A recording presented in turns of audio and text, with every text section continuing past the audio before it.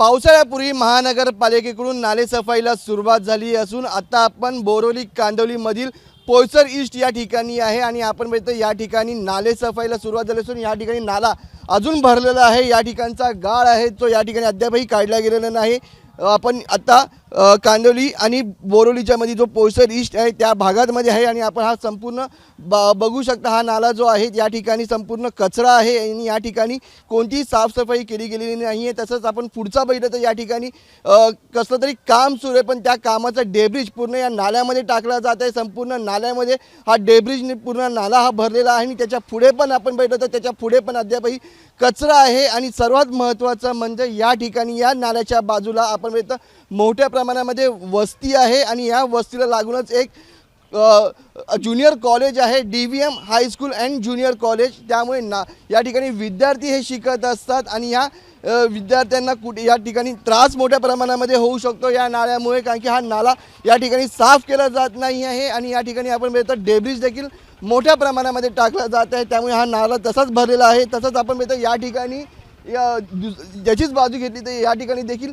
हा नाला तसाच आहे, कोणतीही या ठिकाणी साफसफाई केली जात नाही आहे। तसंच त्याच्या बाजूला आपण बघतो म्हशीचा गोठा देखील आहे आणि या म्हशीच्या गोठ्याचं संपूर्ण शेण आहे तो या ठिकाणी बाजूला आला, त्यामुळे नागरिकांना या ठिकाणी मोठा त्रास होऊ शकतो आणि त्याच्यामुळे दुर्गंधी मोठ्या प्रमाणात होईल आणि या ठिकाणी आपण बघतो नागरिकांना आजार देखील व्हायला सुरुवात होईल। आपल्याबरोबर काही या ठिकाणचे नागरिक आहेत, आपण त्यांच्याशी बोलूया। सर, आपण या ठिकाणी किती वर्षापासून राहता आणि आपण या ठिकाणी बघितलं तर नाल्याची सफाई जी आहे ती अद्यापही केली गेली नाही आहे? हॅलो, हां, मी 40 वर्ष इथं पोयसरला काढली ना, सफाई किती कंप्लीट केली, संडास फुटलेला आहे त्याला बी कोण नगरसेवक लक्ष देत नाही।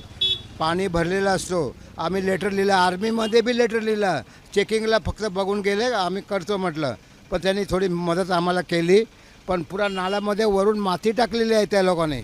त्याचं काय करायचं आता नागरिकांनी, कुठे जायचं? हां, खुर्चीवर जाऊन बसलेले आहेत नेते लोक। हां, एक आर्मीचं 40 वर्ष काढले, पाणी घरामध्ये शिरलेलं आहे, कोणी मदत केली काय सांगा?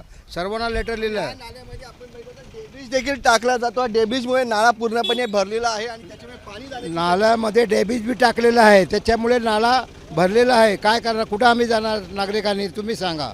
कोण लक्ष नेते, कोण लक्ष देत नाही। एक आर्मीचा सोल्जर आहे, 20 वर्ष मिलिटरी नोकरी केली आम्ही, पण काय करणार आम्ही, कुठे जाणार सांगा? कोण आवाज करत नाही आमचं। पण आता पावसाळा आहे आणि या पावसाळ्यामध्ये हा नाला पूर्णपणे भरला तर घराघरामध्ये जाऊन पाणी जाऊ शकतो आणि त्रास होऊ शकतो आपल्या सगळ्यांना। नाळा भरल्यानंतर घराघरामध्ये पाणी जाणारच 100%।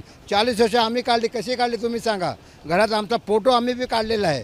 हां, काय कमी ठेवलेलं आहे ना आम्ही फोटो, सर्व फोटोमध्ये आमचं नुकसान झालेलं आहे ते बी आम्ही बघितलं आहे। काय करणार, कुठे जाणार आम्ही आता?